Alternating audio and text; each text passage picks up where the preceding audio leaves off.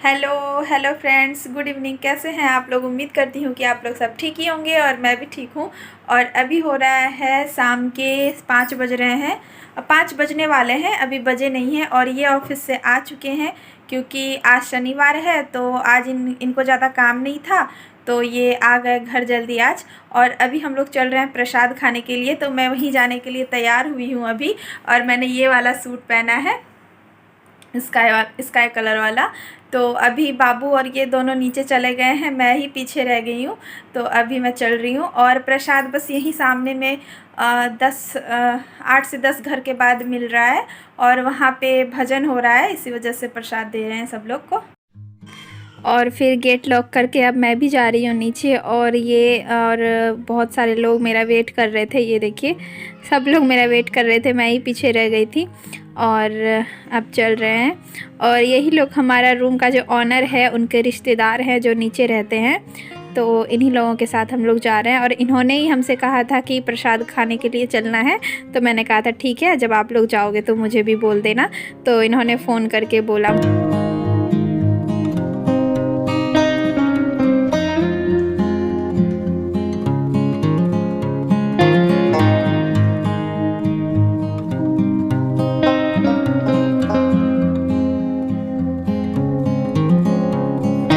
तो अब हम लोग पहुंच चुके हैं और यहीं पे हो रहा है कीर्तन भजन। और ये देखिए यहाँ पे ओम लिखा हुआ है तस्वीर में, और उन्हीं का सब लोग भजन कर रहे हैं।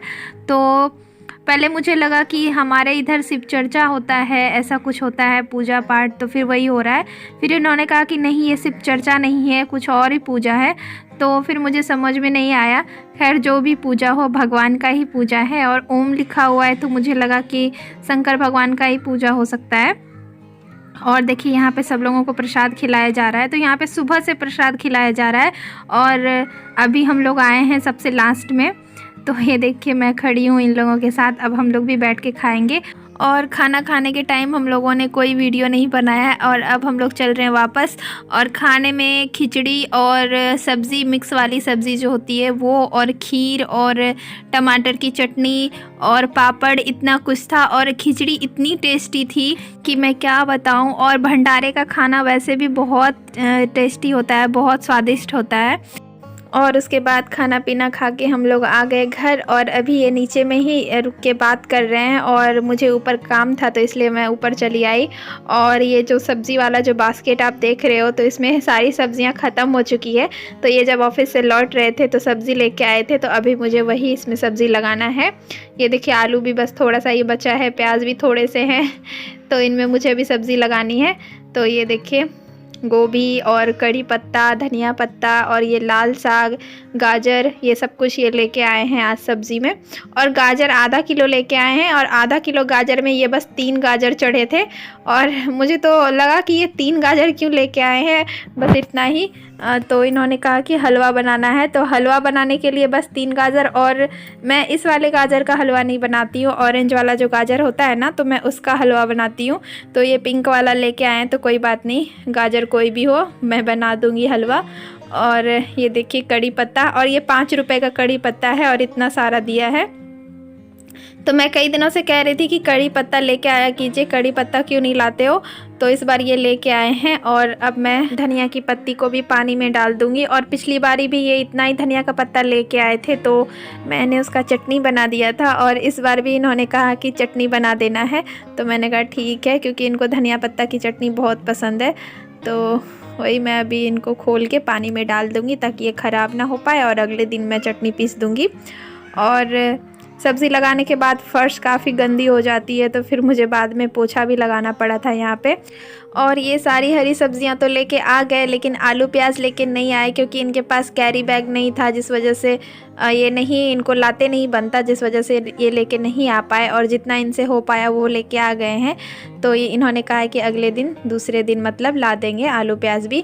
वैसे भी आज तो बनाना है नहीं। और सुबह में जो खिचड़ी मैंने बनाई थी ना, तो वही बच गई है बहुत सारी, तो अभी हम लोगों ने वही गर्म करके खा लिया। और फिर घर पे थोड़ा बहुत सामान भी ख़त्म हो गया था, जैसे कि बाबू का बिस्किट, और ये सूजी हलवा बनाने के लिए केचप वगैरह, इजी, स्वेटर धोने के लिए चीनी, ये सब मतलब ख़त्म हो गया था खाने पीने की चीज़ें, तो ये थोड़ा बहुत लेके आ गए हैं। और इस बार ना ये वाला पास्ता ये लेके आए हैं, मैक्रोनी वाला, राउंड शेप वाला। तो अभी मैं इसमें डब्बे में डाल रही हूँ चीनी। तो अब मैं इन सबको लगा दूँगी स्टैंड में, जो मेरा ग्रॉसरी रखने वाला जो स्टैंड है उन सब में, उसमें मैं ये सारी चीज़ें रख दूँगी। और ये जो जिसमें मैं चीनी डाल रही हूँ ना, तो इस वाले डब्बे में ना ½ kg चीनी आराम से आ जाता है। दिखने में तो ऐसा लगता है कि ½ kg चीनी इसमें नहीं आ पाएगा, लेकिन आराम से आ जाता है। और उसके बाद जैसे ही मैं स्टैंड में सामान रखने जा रही थी, तो मैंने देखा कि चूहे ने उसमें मैदा काट के गिरा दिया है, बेसन काट के गिरा दिया है। तो अभी मैं उसको साफ़ करने लग गई, क्योंकि चूहे मतलब पहले तो बच्चा परेशान करता था और अब चूहे, मतलब समझ में नहीं आ रहा है कि मैं करूं तो करूं क्या। पहले इंसान तो इंसान, अब जानवर भी मुझे परेशान करने लग गए हैं। तो फिर मैंने सबको साफ़ वाफ करके अच्छे से फिर सारे सामान को मैंने लगा दिया। और अब मैंने जो सुबह में कपड़े धोए थे वो सारे ऐसे ही मशीन में पड़े रह गए थे, मुझे याद नहीं था। और मैं चीज़ों को बहुत जल्दी भूल जाती हूँ, मुझे याद नहीं रहता है कि सुबह मैंने क्या किया, क्या बाकी है। तो फिर मुझे जैसे याद आया है, मैंने मशीन से फटाफट कपड़े निकाले हैं और अभी सूखने के लिए डाल रही हूँ। और अभी मैं यहाँ पे फ़ैन ऑन करके रात भर के लिए छोड़ दूँगी, तो फिर सारे कपड़े सुबह तक आराम से सूख जाएंगे। नहीं तो अगर आप अंडरग्राउंड में कपड़े सुखाते हो ना और धूप नहीं मिल पाती अच्छे से, तो कपड़े सूख नहीं पाते हैं, 2-3 दिन लग जाते हैं ठंड के मौसम में कपड़े सूखने में। तो मैं पंखा चला देती हूँ तो रात भर में ही सूख जाते हैं आराम से।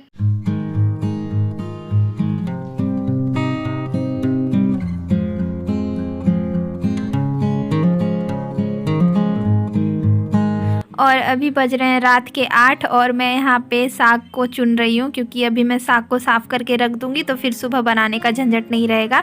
सुबह सीधा धो दो और बना दो, तो फिर इस वजह से मैं अभी साग चुन रही हूँ। और इसको साफ़ करते करते मुझे 1 घंटे तो लग ही गए, क्योंकि बहुत सारी मिट्टी इसमें निकली, बहुत गंदगी थी और कीड़े तो एक भी नहीं थे। इस वजह से मैं चेक करती हूँ कि कहीं एक एक पत्ते में चेक करती हूँ कहीं कीड़े ना निकल जाए, लेकिन एक भी पत्ते में कीड़े नहीं थे। सारे साग एकदम फ्रेश था, लेकिन सिर्फ मिट्टी था।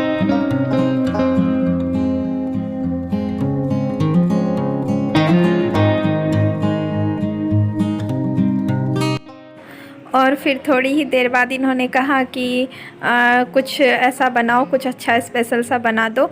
तो मैंने कहा ठीक है, आज मैं ढोकला बनाती हूँ।